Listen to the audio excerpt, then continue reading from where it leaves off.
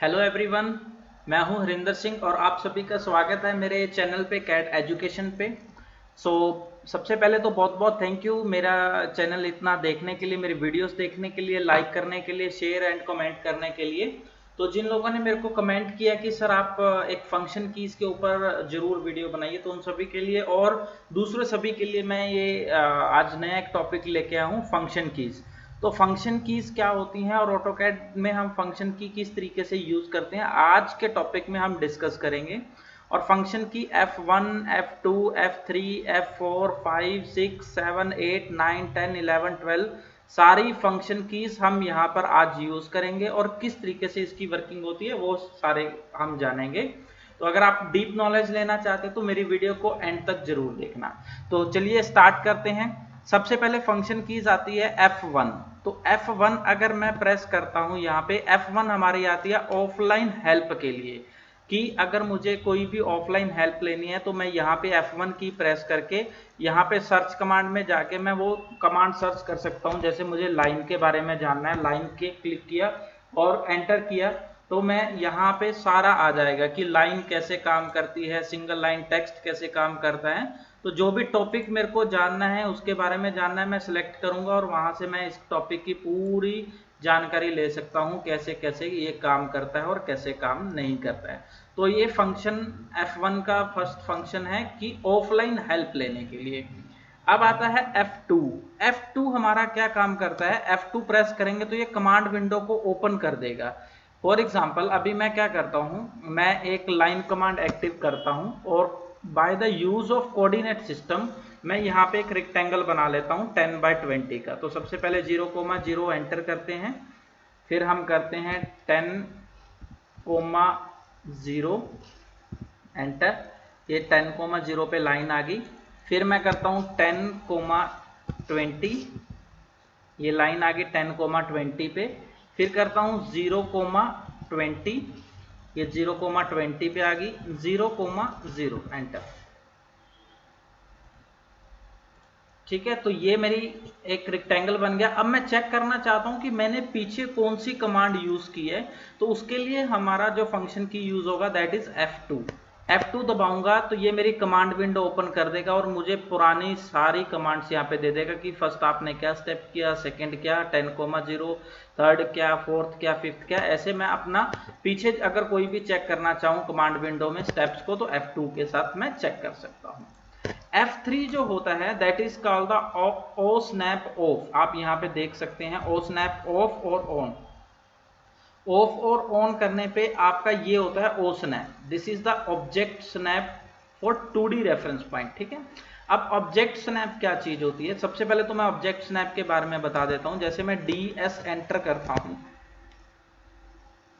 DS enter करने पे ये मेरे पास स्नैप ग्रिड होता है। This is polar tracking and this is object snap.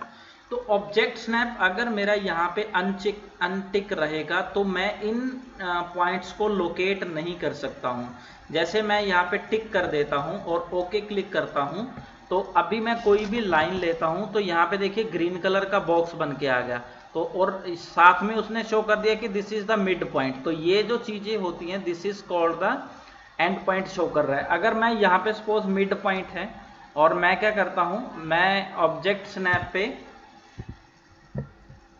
DS enter करता हूँ, DS एंटर करके मैं यहाँ पे मिड पॉइंट पे अनचेक कर देता हूँ। तो मिड पॉइंट पे अनचेक कर दिया मैंने और ओके प्रेस किया। अब मैं लाइन लगाता हूँ, लाइन लगाने पे तो वो मेरा मिड पॉइंट को लोकेट नहीं करेगा, बाकी सारे पॉइंट्स को लोकेट करेगा लेकिन मेरे मिड पॉइंट को वो लोकेट नहीं करेगा।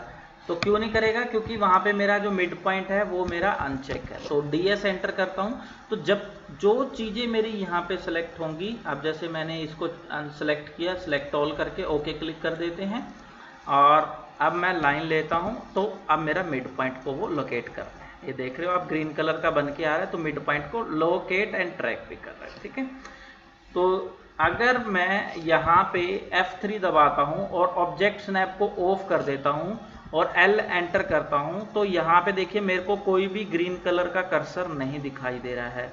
तो इसका मतलब ये मेरे को कोई भी टचिंग पॉइंट, नियरेस्ट पॉइंट, जो भी चीजें होती हैं वो सारी की सारी ये कोई भी दिखाई नहीं देगी। तो ऑब्जेक्ट स्नैप हम ऑब्जेक्ट स्नैप को यूज़ करने के लिए F3 प्रेस करते हैं, और अगर यहाँ पे टिक होगा तो जो जो मेरे को पॉइंट लोकेट करनी है यहाँ से मैं सिलेक्ट करके उनको लोकेट कर सकता हूँ। अब आती है F4। F4 सेम ही चीज होती है, लेकिन वो 3D ऑब्जेक्ट स्नैप होता है। F4 3D ऑब्जेक्ट स्नैप, ये होता है 2D object snap, and this is the 3D object snap.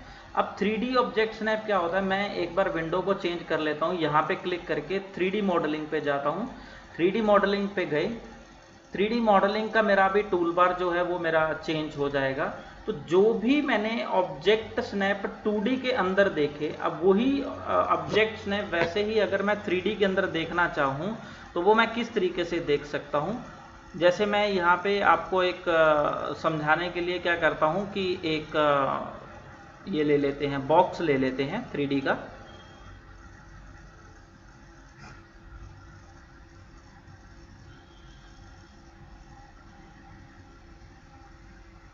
यहाँ पे मैं बॉक्स ले लेता हूँ, यहाँ से मैं इसको यहाँ से भी बॉक्स ले सकता हूँ, प्रिमिटिव टूल बार में से भी। अगर मैं प्रिमिटिव टूल बार में से नहीं लेना चाहता हूँ तो मैं इसको बॉक्स शॉर्टकट कमांड एंटर करके भी मैं इसको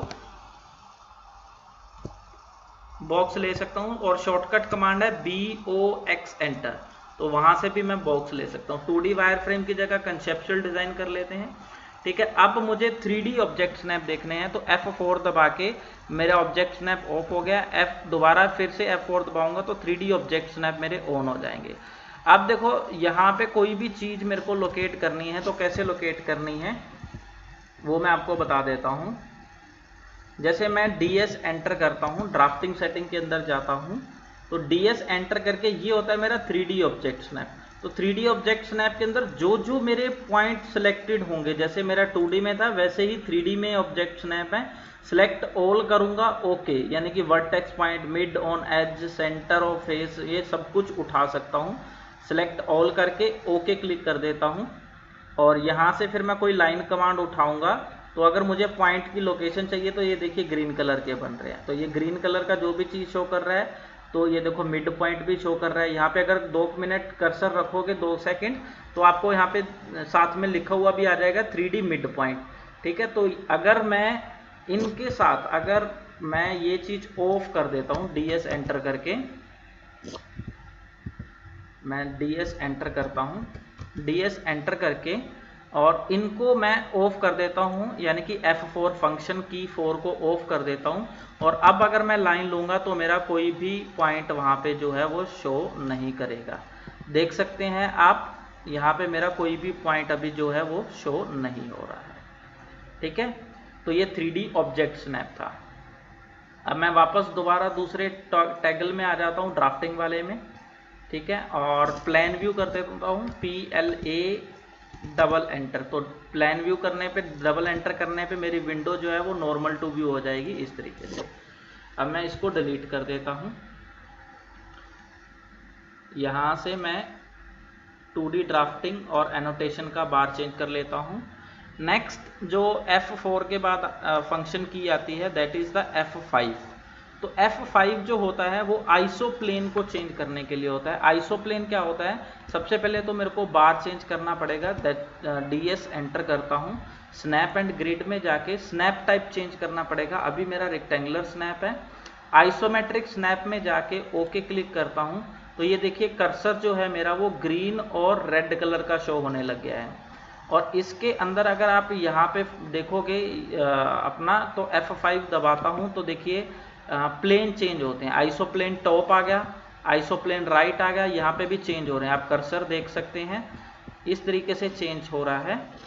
ठीक है, मैं आपको एक बना के दिखा देता हूँ। जैसे मैं यहाँ से लाइन स्टार्ट करता हूँ, अभी मैं यहाँ पे मैं 10 करके एंटर कर देता हूँ, 10 करके एंटर कर देता हूँ। मतलब एक कोई भी क्यूब बना रहा हूँ तो आइसोमेट्रिक के अंदर 10 करके एंटर कर देते हैं। इसके बाद मैं लाइन दोबारा लेता हूं, लेकिन मुझे फेस चेंज करना है, आइसोप्लेन चेंज करना है। तो आइसोप्लेन चेंज करने के लिए मेरे को क्या दबाना पड़ेगा, F5 दबाना पड़ेगा। इस तरीके से F5 दबाऊंगा तो वो इस वाला व्यू चेंज कर देगा। ऐसे 10 करके एंटर कर, मैं 10 बाय 10 का एक क्यूब बना लेता हूं, यहाँ पे 10 करके एंटर।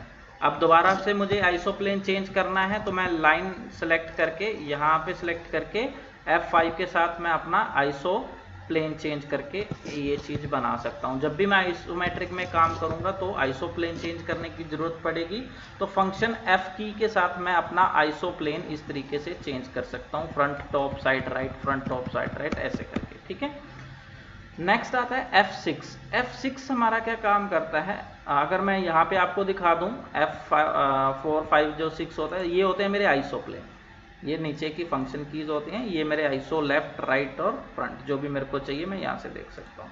तो अभी दोबारा फिर मैं रेक्टेंगुलर टैब पे आ जाता हूँ बाकी की फंक्शन कीज करने के लिए। तो रेक्टेंगुलर स्नैप ऑन करते हैं। ओके, अब नेक्स्ट आता है हमारे पास F6। F6 जो है वो होता है डायनेमिक यूसीएस। डायनेमिक यूसीएस होता है डायनेमिक यूजर कोऑर्डिनेट सिस्टम, और इसकी जो ये है हमारा डायनेमिक यूसीएस। अगर आपको कोई चीज़ नहीं समझ में आती है तो आप F1 दबा के यहाँ पे सर्च भी कर सकते हैं। मैं आपको एक कमांड जैसे डायनेमिक यूसीएस F6, वैसे ही F6 जो हमारा किस लिए यूज़ होता है कि जब हम 3D में काम कर रहे हैं तो हमारा जो यूसीएस एक्सिस है, मैं यहाँ पे लिख देता हूँ डायनामिक यूसीएस। ठीक है, क्लिक करूंगा तो देखिए ये यहाँ पे आ जाएगा डायनामिक यूसीएस के बारे में। तो आप यहाँ से पूरा कमांड को भी देख सकते हैं, कितनी कमांड्स है यूसीएस में, तो आप जो भी कमांड को चाहिए वो सिलेक्ट करेंगी। तो डायनामिक यूसीएस बटन किस लिए यूज होता है कि वो XY प्लेन जैसे टेम्परेरली अलाइन कराता है हमारे XY प्लेन को प्लेनर फेस और 3D सॉलिड में। यानी कि जो भी मेरा ये फेस रहेगा, जैसे ये मेरा x और y कोऑर्डिनेट सिस्टम है, वो इस फेस के अलोंग उसको पूरा बना के रखता है।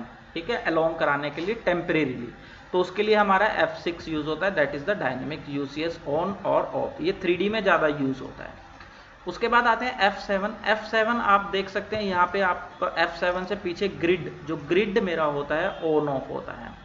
F7 से मेरा ग्रिड ऑन और ऑफ होगा। मैं पीछे ग्रिड अगर देखना चाहता हूँ, ग्राफ देखना चाहता हूँ तो देख सकता हूँ, अगर ग्राफ को हाइड करना चाहता हूँ तो F7 से कर सकता हूँ। F8 से हमारे पास होता है ortho mode on off. Ortho mode क्या होता है, जैसे मैं अगर कोई लाइन लगा रहा हूँ तो वो स्ट्रेट लाइन बनती हैं। एल एंटर करके अगर मैं कोई भी लाइन यहाँ पे बना देता हूँ, जैसे अभी ये स्ट्रेट बनेगी 0, 90, 180, 270। अब इन दोनों के बीच में अगर मुझे लाइन लगानी हो तो मुझे पॉइंट सेलेक्ट करना पड़ेगा, अदरवाइज मैं उसके बीच में जब तक मेरे को रेफरेंस पॉइंट नहीं मिलेगा तब तक मैं उसके टेढ़ी लाइन नहीं लगा सकता हूँ। मेरी लाइन जो है वो स्ट्रेट बनेगी। तो जब मेरे को अपनी लाइन स्ट्रेट, बिल्कुल स्ट्रेट बनानी है तो मैं ऑर्थो मोड ऑन और ऑफ करके काम कर सकता हूँ। नेक्स्ट है हमारे पास F9। F9 हमारा क्या करता है, स्नैप मोड ऑन ऑफ करता है। अब ये स्नैप मोड क्या होता है मैं आपको यहाँ पे दिखा देता हूँ। ये मेरा एक ग्राफ है, अब मैं स्नैप मोड ऑन करता हूँ, यहाँ पे स्नैप मोड ऑफ हो गया। अब मैं स्नैप मोड ऑन कर देता हूँ, तो अब जो मैं लाइन दूंगा तो जितने बाय जितने का ये ग्राफ के अकॉर्डिंग चलेगा। तो ग्राफ के जितना मेरा वो सर्कल लेना चाहता हूँ मैं, उस ग्राफ के अंदर ही बनेगा। तो यानी कि स्नैप मोड क्या चीज होता है, ग्राफ के पॉइंट्स के ऊपर चलेगा। अब अगर मैं इन दोनों के बीच में लाइन लगाना चाहूँ तो नहीं लगा सकता हूँ। अगर मैं इसको आपको शो कराता हूँ DS एंटर करके, तो जितने का ये ग्राफिकल स्पेसिंग होगी, ग्रिडिंग की स्पेसिंग होगी जितने भी, उसके अंदर मेरा ये ऑब्जेक्ट स्नैप जो है वो मेरा काम करेगी इस स्पेसिंग के अंदर, आप देख सकते हैं। तो ये मैं ग्राफिकल स्पेसिंग अपनी एडजस्ट कर सकता हूँ अपने हिसाब से। नेक्स्ट आता है हमारे पास F10। F10 जो होता है, F9 को ऑफ कर देते हैं। F10 जो होता है that is polar snap on और ऑफ। अब ये पोलर स्नैप क्या होता है, मैं यहाँ से लाइन लेता हूँ, यहाँ से लाइन स्टार्ट किया, अब मैं F10 दबाता हूँ तो पोलर ऑन हो गया। यहाँ से देख सकते हो पोलर ऑन हो गया। तो ये अभी ग्रीन कलर का कर्सर दिखाना शुरू कर देगा, तो ये मेरे को बता देगा कि मेरे को कितने एंगल पे लाइन बनानी है। 0, 90 तो स्ट्रेट है, 180, 270 जितने के भी चाहिए। अगर आपको ये एंगल एडजस्ट करना है तो आप ये एंगल एडजस्ट भी कर सकते हैं। वो किस तरीके से एडजस्ट होता है वो मैं आपको दिखा देता हूँ। जैसे मैं DS एंटर करता हूँ, DS एंटर करने के बाद पोलर ट्रैकिंग, ये होता है पोलर ट्रैकिंग। अभी मेरा इंक्रीमेंट एंगल 90 डिग्री था तो 90 डिग्री का उठा रहा था। अगर मैं यहाँ पे 30 डिग्री दे के ओके क्लिक करता हूँ और L एंटर कराऊंगा, L एंटर करता हूँ, तो वो जो भी मेरा इंक्रीमेंट एंगल उठाएगा, पहले 0 डिग्री देखो आ गया, उसके बाद मैं इस पे ऐसे क्लिक करता हूँ तो वो 30 डिग्री पे बता देगा। 30 के अंदर 30 प्लस करके 60 डिग्री, 90 डिग्री, 90 के बाद 120 डिग्री, ऐसे करके वो इंक्रीमेंट 30 के बताता रहेगा। अगर मुझे इसके अंदर ऐड करना है, यानी कि मेरा कोई स्पेसिफिक एंगल है, तो मैं न्यू पे क्लिक करके यहाँ पे एंगल स्पेसिफाई कर सकता हूँ कि मेरे को 50 डिग्री पे या 56 डिग्री पे क्लिक करना है और ओके क्लिक कर देना है। अब जो मेरा वो इंक्रीमेंट एंगल उठाएगा वो मेरा 56 डिग्री पे ही, सॉरी यहाँ पे DS एंटर कीजिए, यहाँ पे क्लिक करना है एडिशनल एंगल पे,